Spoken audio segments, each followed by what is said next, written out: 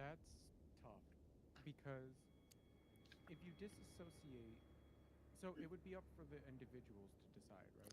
You can Hmm. disassociate a government or a governing system with the original entities that founded it. This is not something that's unusual or unheard of. We've seen it happen throughout time, throughout of history, and even all the way up to 2008 in North and South Sudan, especially. But We could probably argue that China would collapse, but that yeah, China would still remain. There would probably still be a China yeah, geographically. I'm pretty sure there's enough interest for those people to say, hey, we still got to have a China, you know? yeah. I think that Just, it's only logical that there would still be a country that would emerge. So if there was a revolution in China and the goal was to mm, overthrow their government and to establish a new form of governance, you could argue that yeah, it's no longer China if they use the Communist Party as the emblem and they instill a new system of government. But like if they reformed as like the new Chinese Republic or like the new China conglomerate or whatever, they would yeah. logically still be China. It just wouldn't be the previous like governing system that was dictate the rules. Right, exactly. Yeah. I mean, China was also China when Taiwan was, you know, Republic of China. It changed, you know, changed government. It pretty much the same amount of space inland, still China. Yeah, I disagree with that. I just think that it's a very strange thing to argue, I guess. Wait, hold on. That's only one thing. He's going to also go into the. He's probably also going to find data about self-identification on Taiwan, right? Like surveys asking Taiwanese people. Now, the consensus has obviously dropped from we consider ourselves Chinese or both Taiwanese and Chinese. Wait a minute. Who's Oh, okay. It's okay. Okay. Okay. I thought boss was spying on us. No good. No good. Um.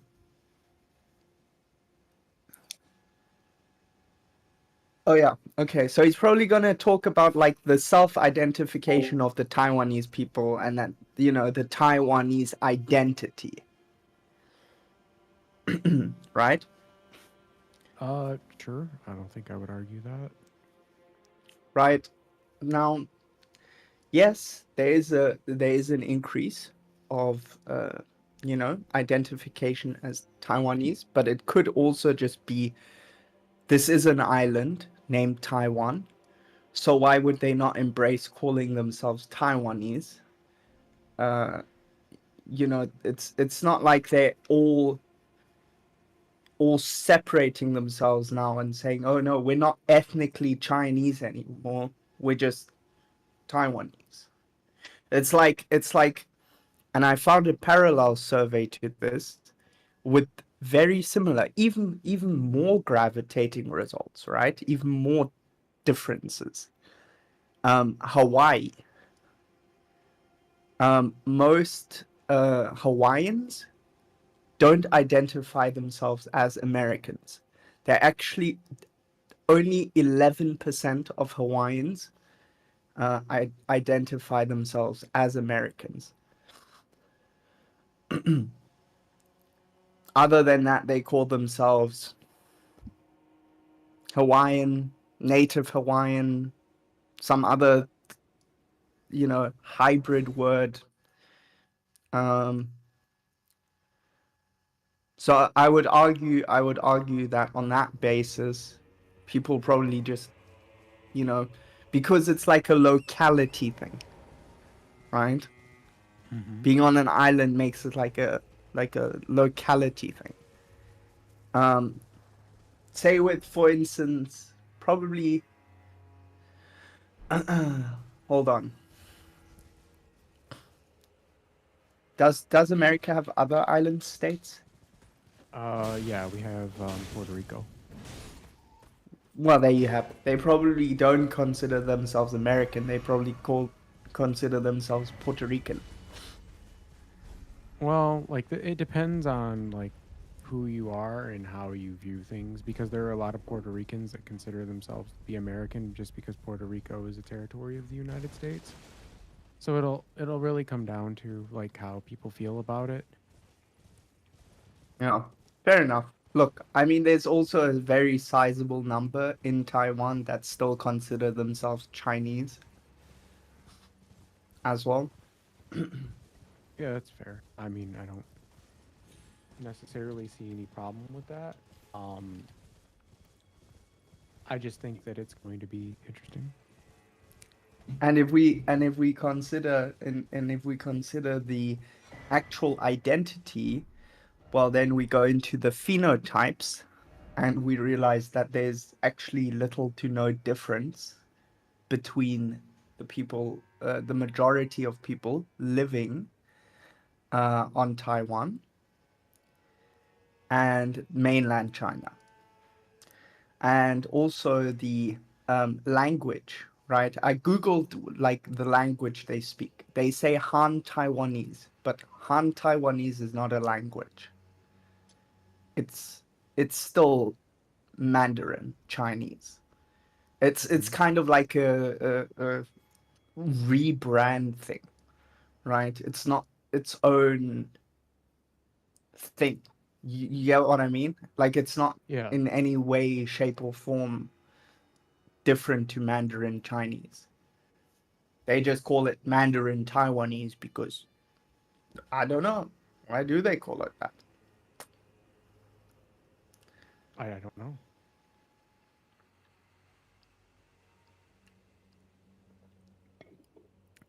I mean, Boss basically needs to defend in this debate. He needs to defend the stance of separatism,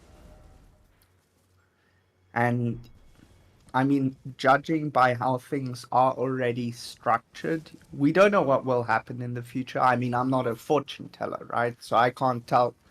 This is all like hypothetical talk. But up until this point, right, a lot of data, a lot of evidence is kind of going against the separatist narrative. Yeah, that's fair. I don't think that that's an unfair assessment. I think that the problem is right. Like, if I were boss and I were having to argue that point, you would just simply Mhm. argue that like the separatist movement in Taiwan is only losing favorability as a result of like Chinese aggression because like we've seen China increase the amount of military drills that they are doing around Taiwan, and we have seen the amount of claims that China has been making as to Taiwan being a part of China rather than its own independent territory. So like it's just ultimately going to come down to the idea of like whether or not like boss wants to acknowledge that there is some form of like if well whether or not boss wants to acknowledge a America should either give up on trying to make claims to Taiwan or they should just allow China to dictate what Taiwan wants for themselves. And of course, if China makes that decision, they will never give Taiwan independence because Taiwan is such a large part of like the global processing and silicon trade. And if they were to take control of Taiwan, it's in their best political interest and economic interest to do so. While if they allow Taiwan to remain, or sorry, declare like independence officially, like they lose out on a huge trade route, they lose out on a mass import economy, and they lose out on being able to tariff them.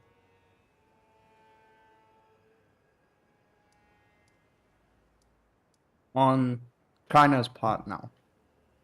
Correct. Mm. Yeah, of course.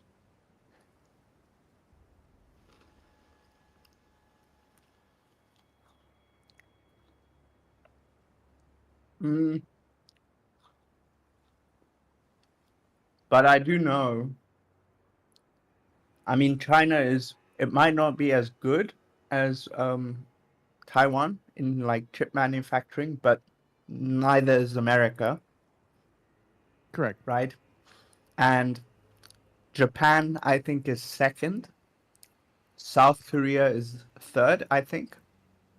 The United States is fourth, and China is actually fifth. So there's no European country or any other country in the world, right?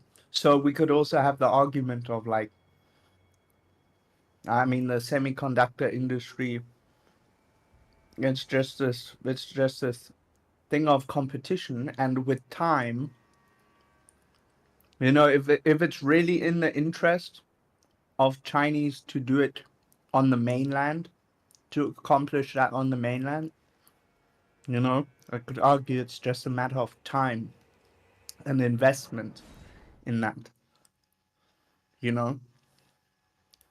Sure. I mean, the people who did it the first time were actually born in China, went to America eventually, or actually first to Hong Kong, then went to America during the,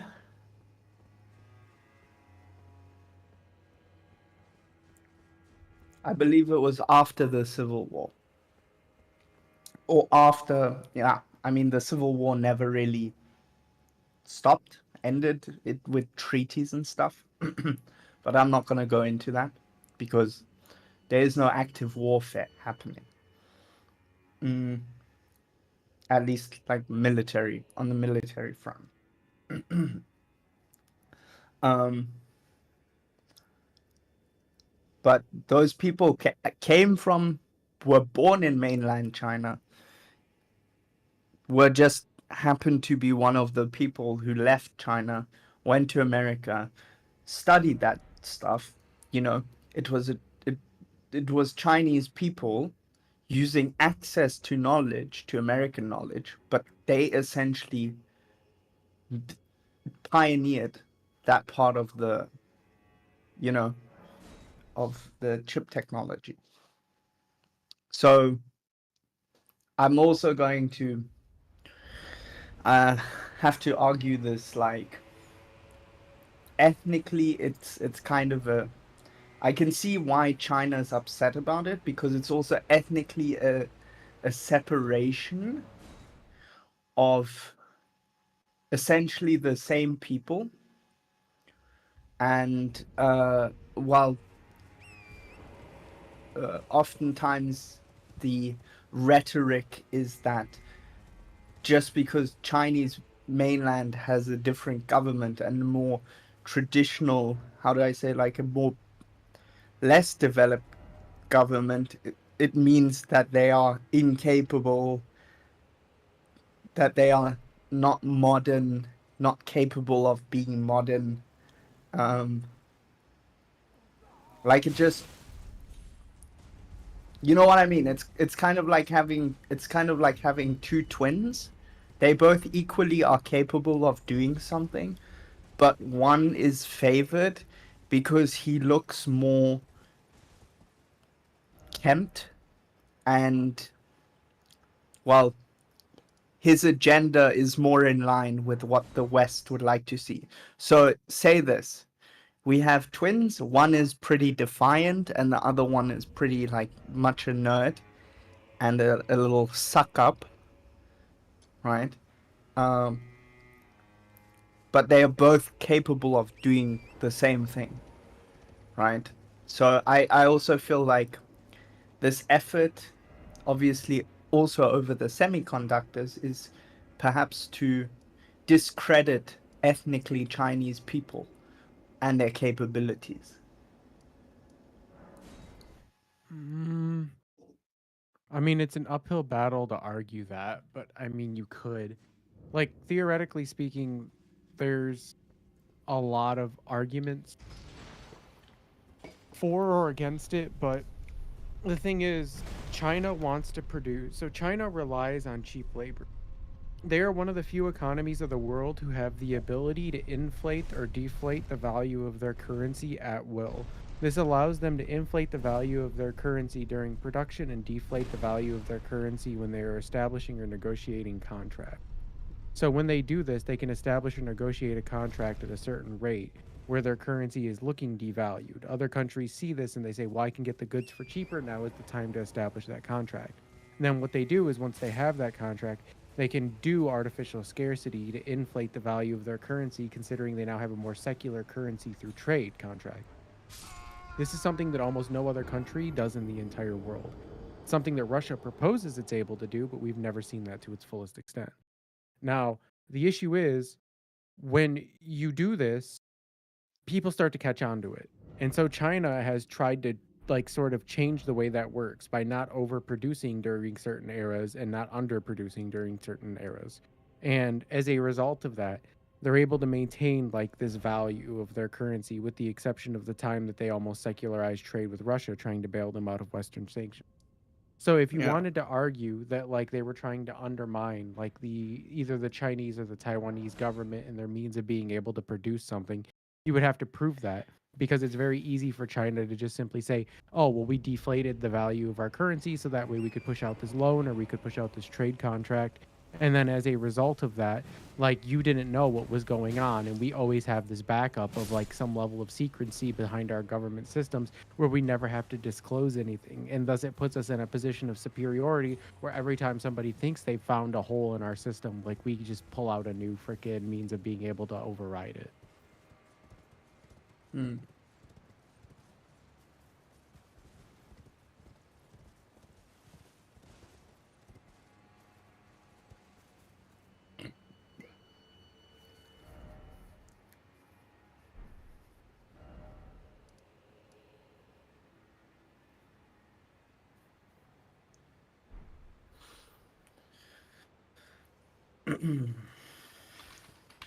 China's currency.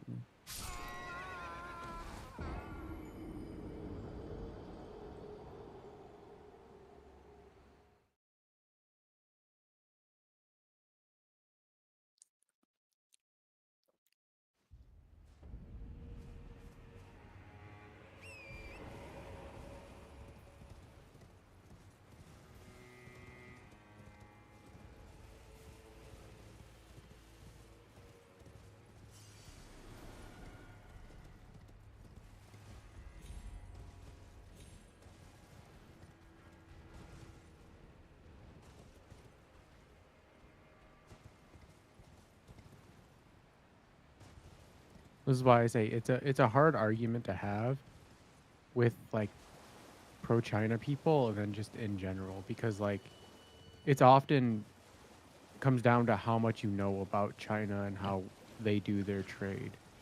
And like for the average person, it's very little. And as a result of that, like you can't really like how would I say this? It's very hard to convince somebody of something that otherwise like they're not supposed to know. Yeah. Oh, shit. Bless you. But yeah, there's a couple of talking points that you can use, but I wouldn't recommend it because like boss probably thought of those. Mm. Well, also one thing that I'm going to, one thing that I do uh, will have as a talking point is uh,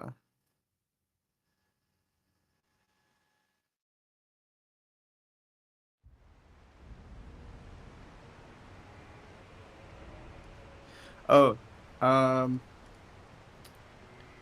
the so I'm actually also going to go back to like uh his like the 13th century of how the how Han Chinese people even got to Taiwan. They were actually Mm-hmm. imported farmers by the Dutch colonies. And then eventually China, or the leadership then, um, uh, pushed out the Dutch. Um, so it wasn't. It's not like, yes, the the mainlanders are settlers in a way, but they never really, you know, annexed Taiwan. It was a pretty much uh, not organic population, but like very gradual. Yeah, Mm, that's, I mean, again, that's like a fair assessment, but I feel like that's an uphill battle thing to argue, to be honest. for who to argue? Well, like, so to argue that the original government of China is that of the people of Taiwan is an uphill battle because, A, you have to argue that from a position of understanding that when the war was happening, right? And everybody left, and then the new people came in, there was a very specific lapse in like where and what was going on and how governments were established. And even under that lapse, there was still concessions made to the new government. They like got rid of certain responsibility. And then when those lapses happened, it was kind of like, how could you describe this? There was a very specific governing contract that was established. And that contract gave rights to Taiwan independent of China, but it didn't give them like ultimate rights, so to speak. They still had some things that they had to concede to China as a result of them allowing to have, or China allowing them to have some level of independence. So when you run into this like idea that China or Taiwan do have some level of independence, or sorry, Taiwan has some level of independence, it is true. But the issue is like that independence was given to them by like China. Because China could have been an invading force and gotten rid of them. It's definitely not out of the question. But the reason that they didn't is because they didn't want to start another war.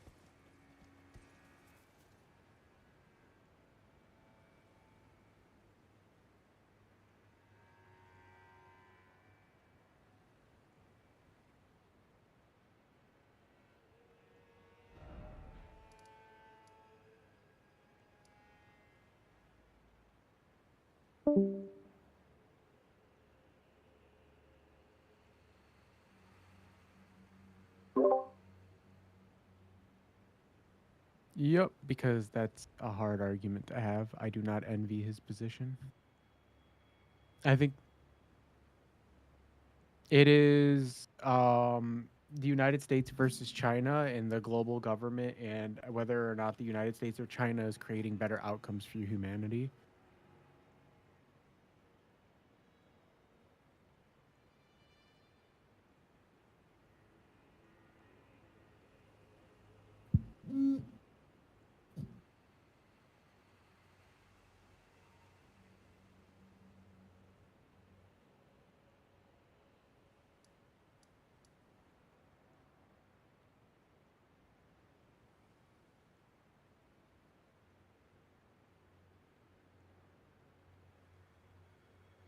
Uh yeah, I think he's going to do well, but that's just because boss is not a good debater.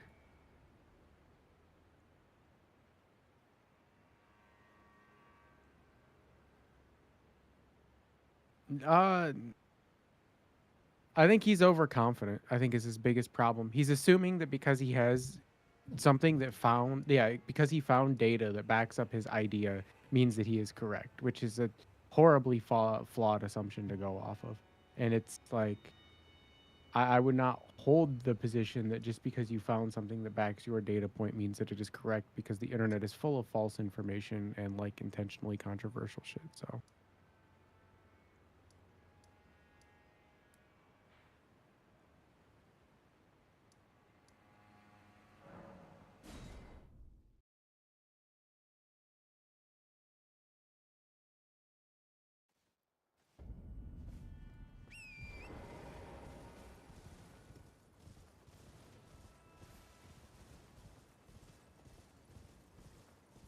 possibly it's an uphill battle.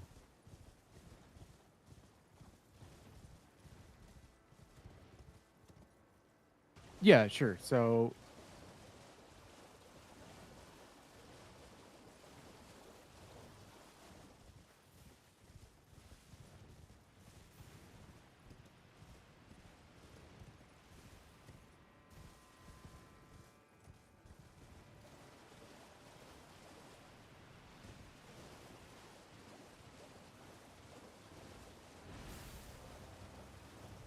yeah, that's correct. So this person was, yeah, this person was born with Sawyer syndrome. Um, so Sawyer syndrome is a there are, hold on, I can look it up. Oh, it's not Sawyer syndrome, it's Swear syndrome. Sorry, I accidentally added an A in there. A rare genetic condition in which people who have an X chromosome and a Y chromosome, usually in the typical pattern for males, end up being biological females. They have normal female reproductive organs and genitalia, including a uterus, fallopian tubes, and a vagina. However, their gonads did not properly separate and still remain testes rather than ovaries. Instead of developing ovitestes syndrome, oh, sorry, I'm going to go off of the definition here and start explaining what is actually happening. So when you have gonadal dysgenesis, I believe is what it's called.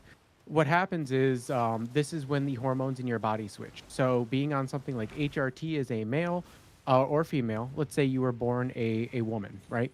And you get on HRT, what'll happen is you'll develop ovitestes syndrome. This is where your ovaries begin to evolve into testicles because of the overwhelming amount of testosterone that is entering your body. And for males, you get the same thing, where their testicles begin to develop the same properties as ovaries. So there are 47 or 48 cases in recorded history where we have seen this thing happen, where a female was born with an XY chromosome. And it's only once they hit puberty do you usually end up figuring this out, because usually you don't have your babies tested for chromosome when it just comes out looking like a normal cisgender, whatever baby. So what happened was when she was a teenager, she started going through puberty. And what she noticed was that she was putting on a lot of muscle, she was growing facial hair, etc. And she said, well, my pussy here disagrees with what's going on with my body, so I need to go into the doctor. And the doctors diagnosed her with SWIR syndrome.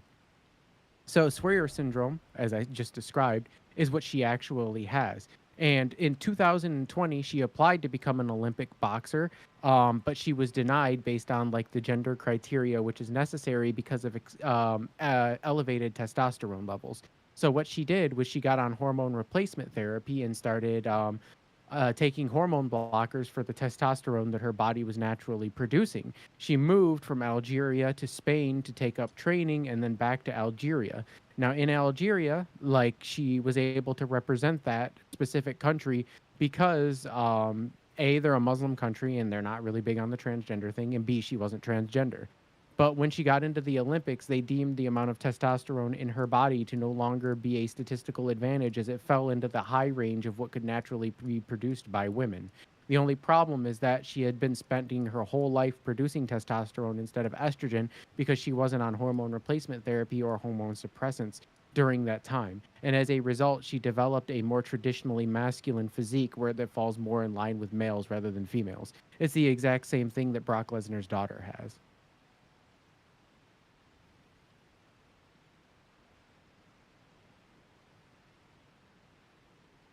This was first documented back in 2018 when she first applied to be in the Olympics, but it was denied to her because of her medical condition.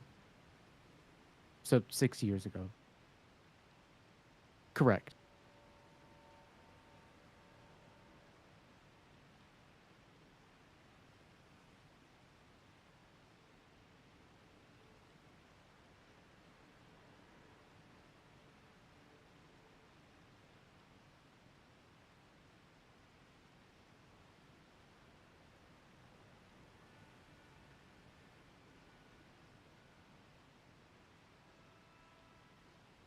Oh yeah, it's a huge physical advantage, just to be clear. Yeah, like it is drastic. It is basically the equivalent of being able to take a man's level of testosterone and put it into a woman naturally. So you don't get any of the disadvantage of your potential estrogens being overproduced through artificial testosterone production. And as a result of that, rather than having anabolics, you work with metabolic. So anabolics, I'm sure as you are somewhat familiar with, are the type of steroids that artificially replace certain hormones within your body to be able to give you a competitive advantage. While metabolics are significantly harder to sort of detect and understand because this is usually comes from developmental disorders like what we're seeing here.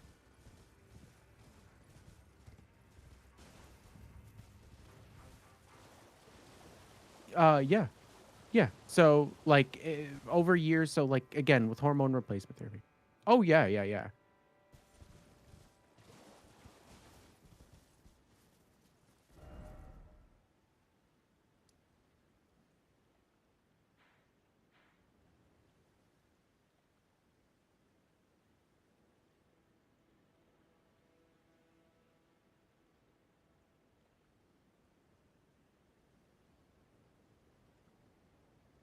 Yeah, a male. Um, but this is the sort of problem is that like in the case where there is no transition and it just happens naturally through like a developmental disorder, like this person didn't sort of transition in air quotes. Their body started producing testosterone as a result of them not having fully functioning ovaries from the time that they were born.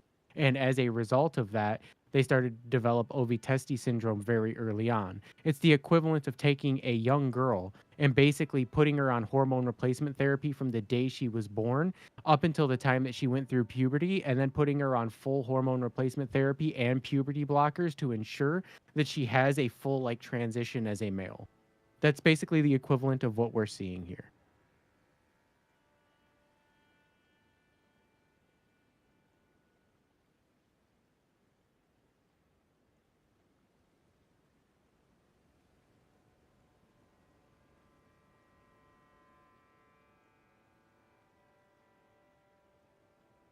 Oh yeah, there's a huge advantage. Like there's no denying this. Yeah.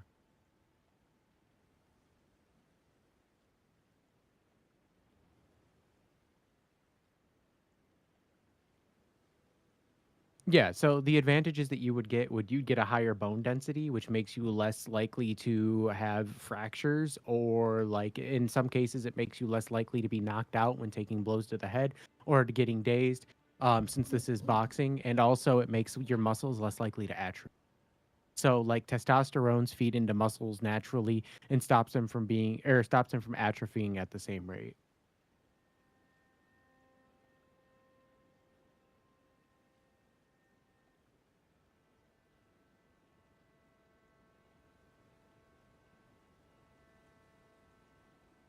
Yeah. So so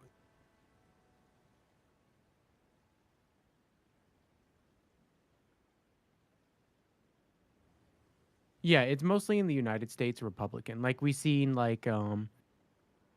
um yeah, we seen like TMZ covering it. We seen like Donald Trump and Logan Paul made statements about it. Fox made a statement about it saying that they should like identify this individual as a trans man rather than as a like woman, which is ironic, and then I even commented about this that like it's a roundabout way of people trying to force transgender people into sports whereas they were dramatically opposed to it before.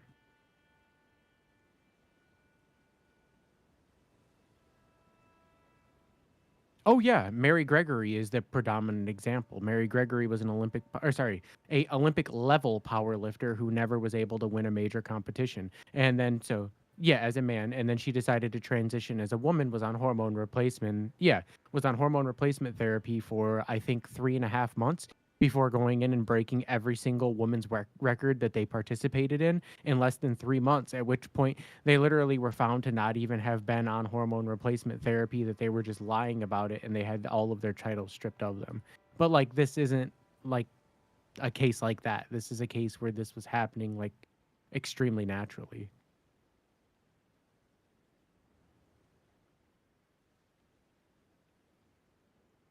Yeah, I think that if you wanted to call into question the legitimacy of like this individual winning, that's valid, but I think that the problem is you're going to have an uphill battle with this, because like if somebody wanted to argue that the person who is best like at the sport ought to win, then like this would be a clear-cut case where this person was born with a one in literally like almost 50 million genetic disorder that resulted in them having a significant advantage. You would argue that they were literally cut out to do this specific thing under our specific rules and guidelines. And rather than accepting that, we're simply taking that away from them.